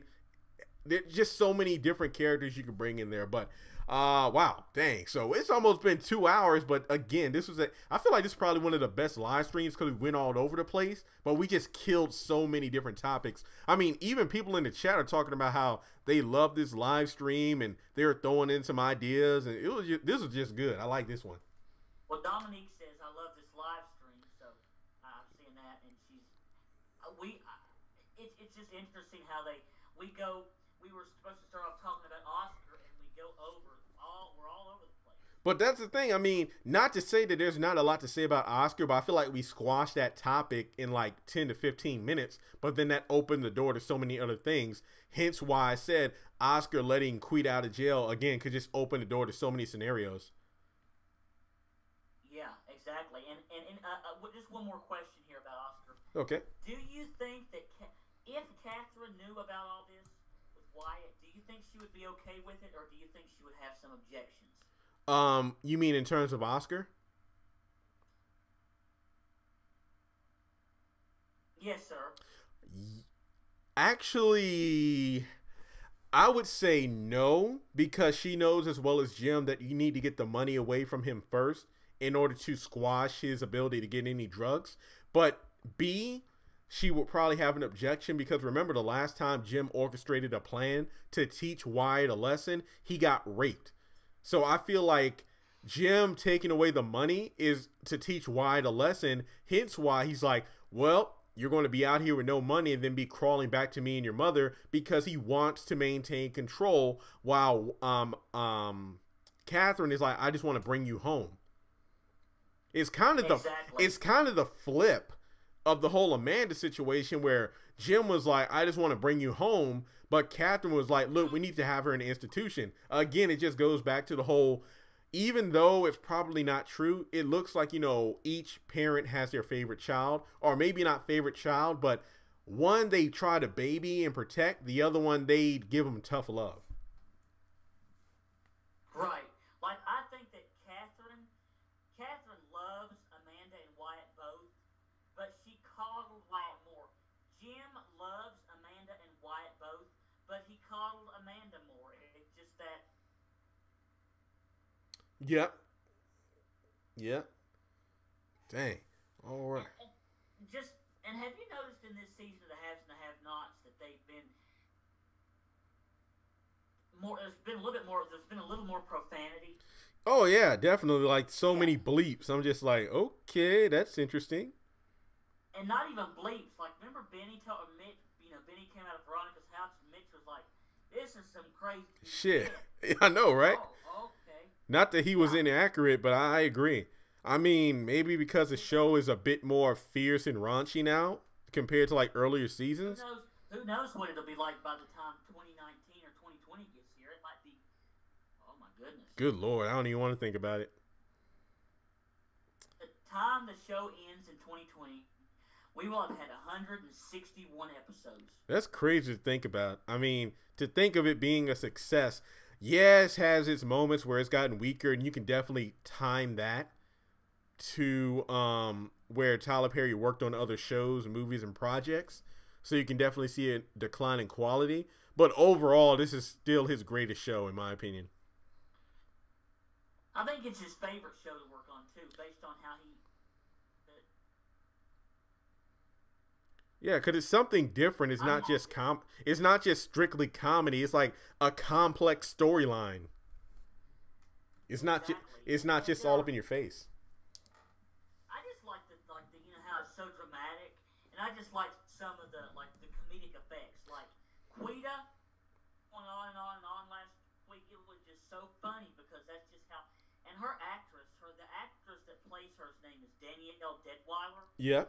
And I'll tell you what, in real life, she sounds nothing like Quita. Yeah, I saw an interview. Yeah, because I follow her on Twitter, and I agree. I feel like the haves and the have-not is like a who's who, because you'll see all these actors and actresses. It's like, wait a minute, I remember seeing them on so and so, and then you look them up on Wikipedia or IMDb, and it's like, oh my god, so experienced, and now they're on this show, and it's awesome.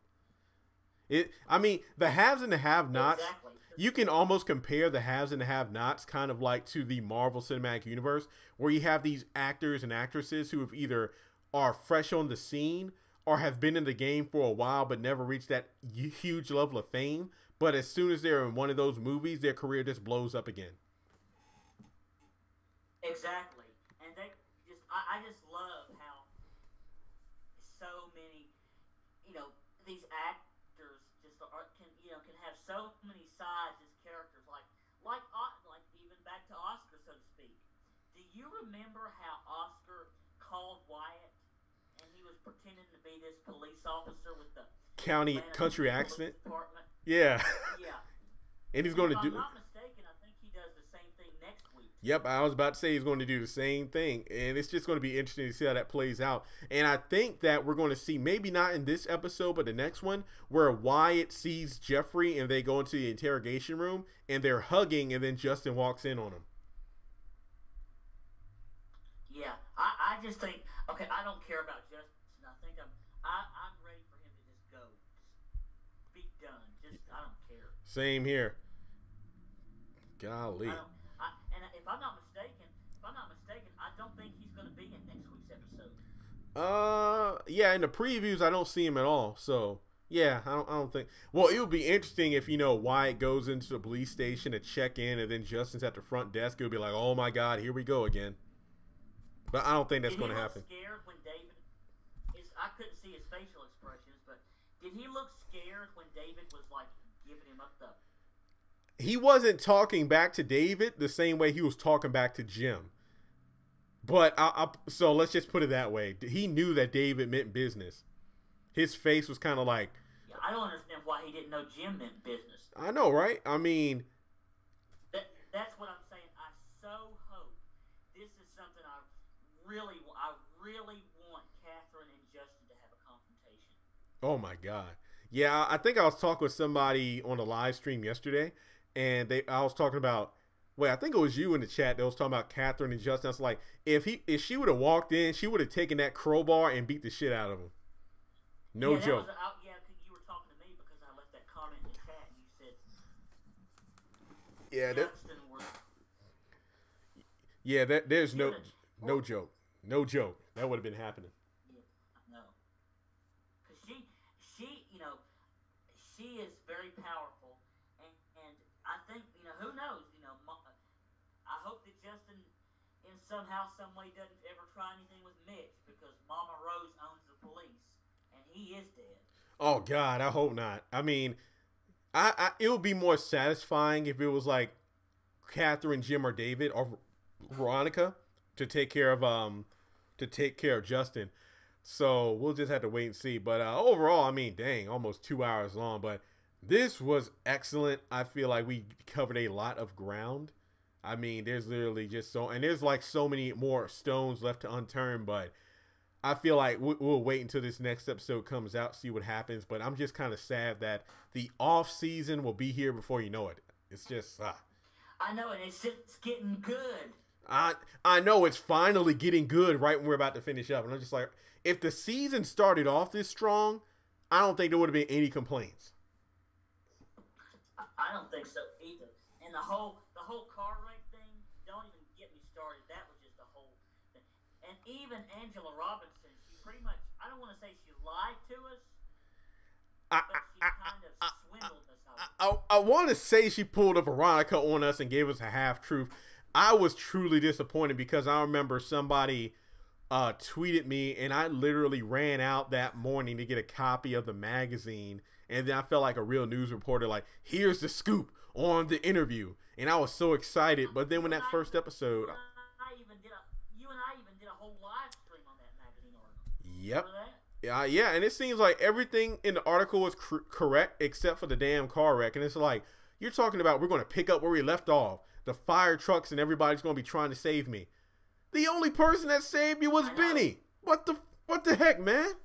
Because when I saw the TV Guide thing about Benny and Mitch help victims of an automobile accident, I'm like, well, that doesn't really make sense if the firemen and whatnot are already on the scene. Why would Benny and Mitch even be allowed to go near the wreck? And now it's like, okay, it's just one convenient thing after another. Like, those two just happen to drive up at the scene of the accident, and Veronica is out of the house. I don't know. It's just ridiculous. So I just kind of want to, I know it sounds bad, but I kind of want to forget all the stuff during the first part of the season up until the point where Hannah's like, this is your daddy. Like, what the fuck? That's pretty much it. That was pretty much the first oh my god moment of the season. Yeah, that was great. I mean, that was I think I would be satisfied if we just didn't even have those first 2 episodes. Yeah, they were just awful. I mean, that was the introduction to the whole Justin Jeffrey scenes, and I was like, nope, I can do without this. I don't want it. And I think if I look on IMDb, I think those 2 episodes are the lowest rated episodes of this season so far. And for good reason, too. Let me double check on that.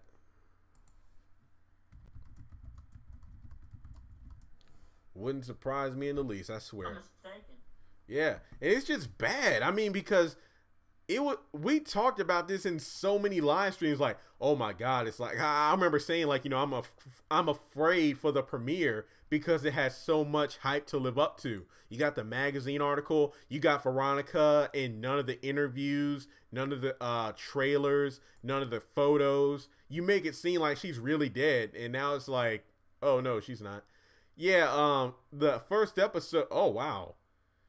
First episode was 2.3 million, then it was 2.34 million, then it was 2.25, 2.2, 2.17, 2.24. Yeah. Well, I mean, it makes sense the second episode did well because they made it clear. It's like, we're going to see what happens during the accident. But then it got resolved in like the first 5 minutes of the episode. And a whole nother thing is, this is something that I've wanted for, and I've never been able to understand it. Okay, we're getting ready to come up on the mid-season finale, right? Yep. You know how if Loving You Is Wrong will sometimes have these 90-minute finale? We're not going to have it. I don't know why. I wish I did because I want it as well, but I do too. And I kind of figured maybe the Veronica show, being that it was going to be called the Veronica show, I kind of thought it would be 90 minutes. And I'm just sitting here thinking, if we get it for If Loving You Is Wrong, there's no reason why we shouldn't get it for the haves and the have-nots. a show that a majority of people actually want to watch. Yes, it would be amazing because the finale wouldn't be so crammed in some spots and slow paced in other spots. It would be great if they would do that, but I don't think they will. But it would be amazing if we ever did have that. Maybe one day. Ugh. All right, well, we're going to close up shop here because, wow, we covered a lot, but everybody, thanks so much for tuning in. I want to see how many views this live stream gets because I feel like it's one of our longest ones. And live streams generally grow a bit faster than the other videos on the channel, but I hope our longest live stream was the Catherine Cryer discussion aside from this one. So. That is correct. I remember that one. But dang. All right. Well, folks, thanks so much for tuning in. Chandler, thanks so much for joining me. I'm pretty sure we're going to be doing this again within the next few days here. I hope so. It's always a privilege to talk to you and get your thoughts and opinions. Excellent. All right. Well, you have a wonderful night, man.